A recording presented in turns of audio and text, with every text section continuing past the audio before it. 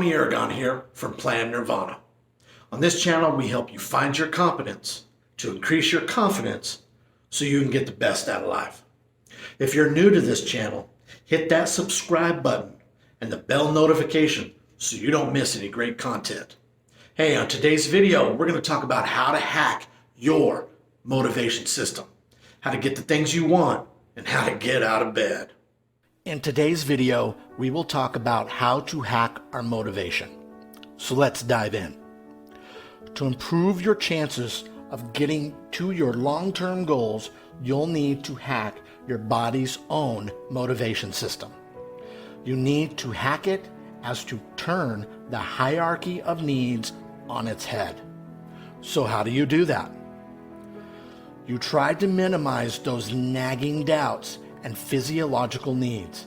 In other words, you need to make sure that you start your day on a full tummy. Thus, you need to eat breakfast. If you skip this meal, your body will not be satisfied and does not have the sustainable energy and nutrition that it needs. Therefore, you will be anxious and you'll struggle to focus on other tasks, even if you aren't aware that hunger is the problem. By eating breakfast, your body will be satisfied and sustained. The result is that you will have one less thing on the back of your mind. Likewise, you should try to remove all nagging sources of stress. David Allen, in Getting Things Done, refers to these types of issues as open loops. These are the jobs that you know need to be done and that are causing mild, low-level stresses. This might mean answering an email to tell someone you can't make it to that meeting, or getting the oil changed on your car. Whatever the case, many of us will put off completing these kinds of tasks. In doing so, we prevent ourselves from focusing completely on other tasks. So, to solve this problem, follow the 2-minute rule. This means if a job takes less than 2 minutes to complete, you should do it right away. Now, when you start your day with no distractions and minimal stress, you will be able to focus on your tasks and goals easier. You will find you are less likely to procrastinate, and you are more likely to get the work done that you really need and want to get done.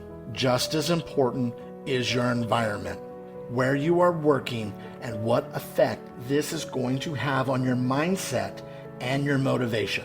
One big problem that often affects our environment is untidiness. This has the effect of making us feel slightly unsettled and uneasy. This is an area that I consistently work on. When my desk gets unruly, I must take a moment and clean it up so I can focus on what I'm trying to do. This is partly because there is too much visual information to process, and partly because untidiness is just tidy work that I know I need to work on later. Think about this. Our peripheral vision is more acutely sensitive to movement because we use it in order to scan for danger and predators.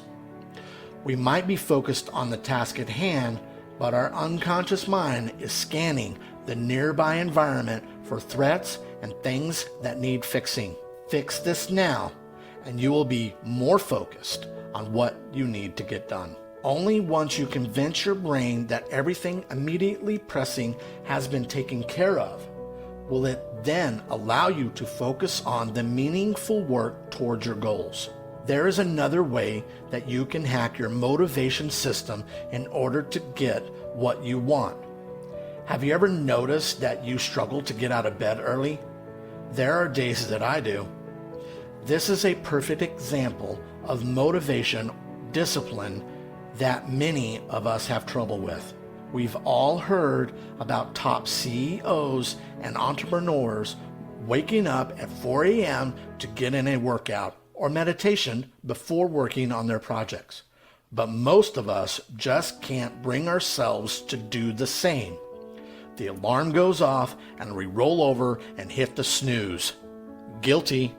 Eventually, when we are about to be late for work, we manage to leap out of bed in a panic and then rush to get ready for the day.